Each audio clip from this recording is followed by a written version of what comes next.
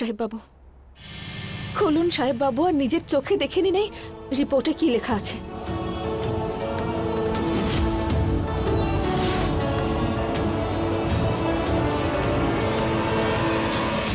কিছু করুন মা। আবির, এটা সঠিক সময় নয় এই সমস্ত জিনিস দেখার। কি দরকার এখনই রিপোর্টটা পড়ার? না মা, এই মেয়েটার সত্যিটা সবার সামনে আসা খুবই প্রয়োজন। হ্যাঁ সাহেব বাবু, দেখে বলুন না কি লেখা আছে এই রিপোর্টে। হ্যাঁ হ্যাঁ, আমি বলছি, আমিও এটাই জানতে চাই।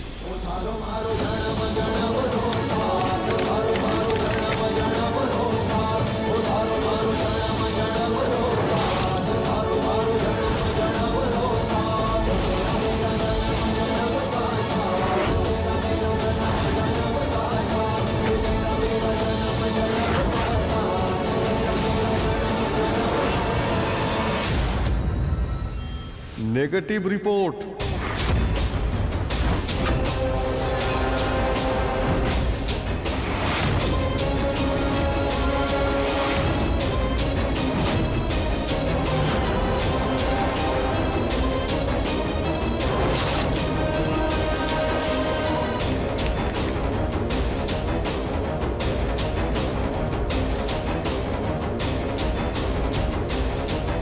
নেগেটিভ রিপোর্টের মানে কি তুমি বোঝো?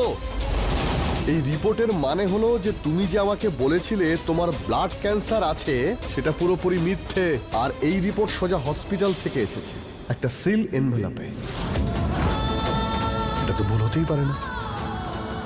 তার মানে হলো এটাই যে তোমার কোনো ব্লাড ক্যান্সার নেই, তুমি ইচ্ছে করে এসব করেছো। কারণ তুমি হলে এক নম্বরের লোভী একটা মেয়ে।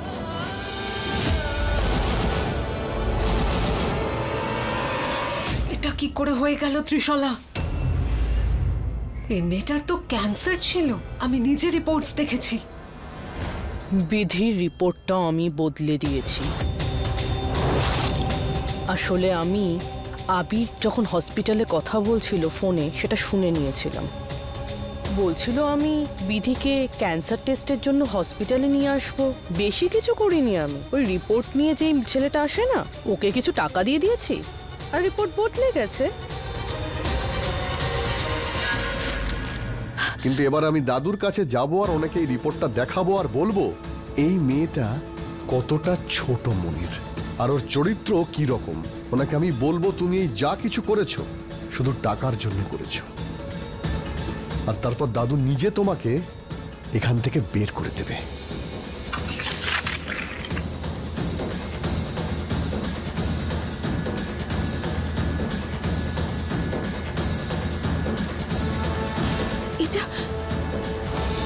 এটা কি করে হতে পারে? নিশ্চয়ই হয়তো কেউ এই রিপোর্টটা বদলে দিয়েছে।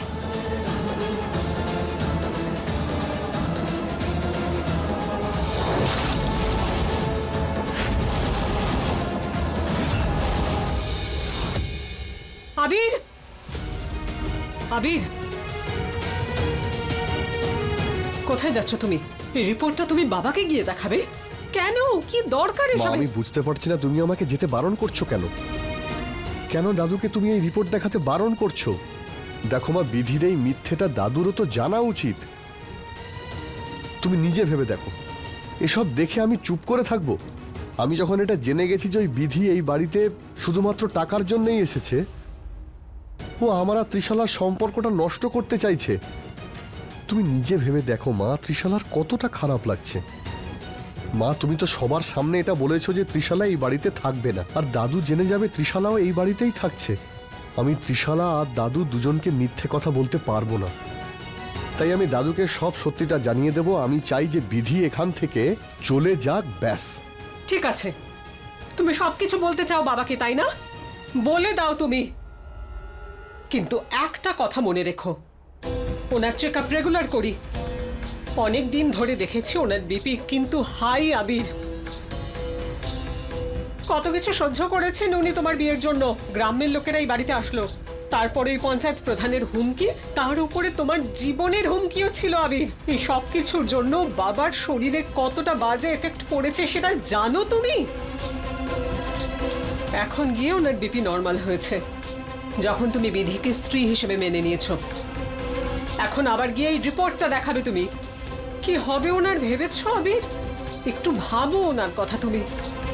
ছোটবেলা থেকে আজ পর্যন্ত সবসময় নিজের মায়ের কথা শুনেছো, সবসময় বিশ্বাস করেছো আমাকে।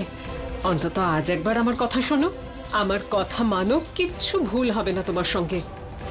আর খুব বেশি দিন এই নাটক তোমাকে করতে হবে না। মায়ের উপরে ভরসা আছে তো? তুমি খুব ভালো করেই জানো মা, আমি তোমার কোনো কথা অমান্য করি না।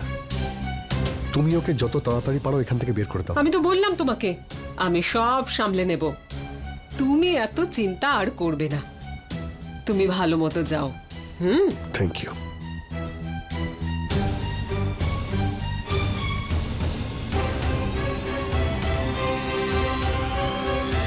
যাক বাবা, এই রিপোর্টস গুলো বাবা দেখতে পাননি।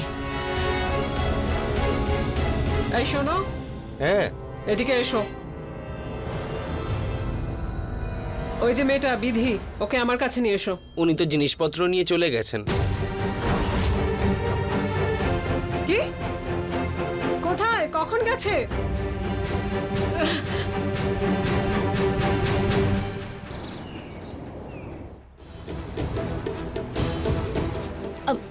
দাদা, বাস ছাড়ে কোথা থেকে একটু বলবেন? আগে ওইদিকে।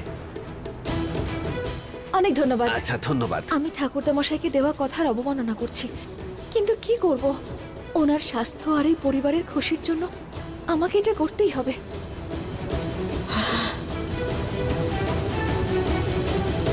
বিধি, বিধি প্লিজ দাঁড়াও। বিধি দাঁড়াও। কোথায় যাচ্ছ মা? ডাক্তার ম্যাডাম, আমি এই বাড়ি ছেড়ে চলে যাচ্ছি। ওই বাড়িতে আমার থাকার কোনো অধিকার নেই। ত্রিশালা মেম সাহেব আর ওনার মা যে করেই হোক আমাকে ভুল প্রমাণ করার চেষ্টা করবেন। আমি জেনে গেছি ওই যে রিপোর্টটা, ওটা ওনারাই বদলে দিয়েছেন। এভাবে আমি থাকতে পারবো না। আমি অনেক চেষ্টা করেছি। আমি ভালো করে জানি যে মেম সাহেব আমাকে এত ঘৃণা কেন করেন। আমি ওনারা সাহেব বাবুর মাঝে চলে এসেছি, বুঝতে পারি আমি। কিন্তু আপনি চিন্তা করবেন না, আমি গ্রামে ফিরে যাব না। যদি ওখানে যাই তাহলে সমস্যা বাড়বে। আমি আমার মাকে নিয়ে অন্য কোনো একটা গ্রামে চলে যাব। আমার হাতে যতটুকু সময় আছে আমি আমার মায়ের সঙ্গেই কাটাতে চাই, ব্যাস। এত কিছু হয়ে গেল তোমার সঙ্গে, এত ঝড়ঝাপটা বয়ে গেল তোমার উপর দিয়ে। তোমার কষ্টটা আমি বুঝতে পারছি, কিন্তু মা, যদি আমাকে একটু মান্য করো তাহলে আমার জন্য থেকে যাও। কিন্তু আমার মা তো একদমই একা। এখন যখন আমার হাতে আর কয়েকটা মাত্র দিন বাকি আছে, তখন সেই কটা দিন আমি মায়ের সঙ্গেই কাটাতে চাইছি। আমি রোজগার করতে চাইছি যাতে আমি যখন থাকবো না তখনও মায়ের যেন কোনো সমস্যা না হয়। আমি বুঝতে পারছি তোমার মনে এখন কি চলছে বিধি। আমিও তো একজন মা, কিন্তু তার পাশাপাশি আমি একজন ডক্টর, তাই একটা সত্যি কথা তোমাকে বলছি। এই যে রোগটা তোমার হয়েছে মা, সেটা শুধুমাত্র রোগীকে মেরে ফেলে না, তার পাশাপাশি তার পরিবার, আত্মীয় স্বজন সবাইকে আস্তে আস্তে মেরে ফেলে। তুমি কি নিজের মায়ের জন্য এই যন্ত্রণাদায়ক জীবনটাই চাও, যে উনি তিলে তিলে তোমাকে মরতে দেখবেন? তোমার ওই অবস্থা দেখে উনি তো আর বাঁচবেন না। সেই জন্য তো বলছি মা, এখানেই থেকে যাও আমার কাছে। নিজের মায়ের কথা ভাবছো তো? আমি কথা দিচ্ছি মা, সারা জীবন তোমার মায়ের খেয়াল রাখবো।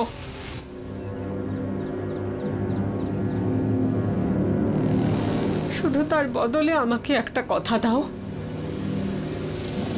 কথা দাও যে এই পরিবারকে ছেড়ে, আমাদেরকে ছেড়ে তুমি কখনো কোথাও যাবে না। প্লিজ বিধি, প্লিজ।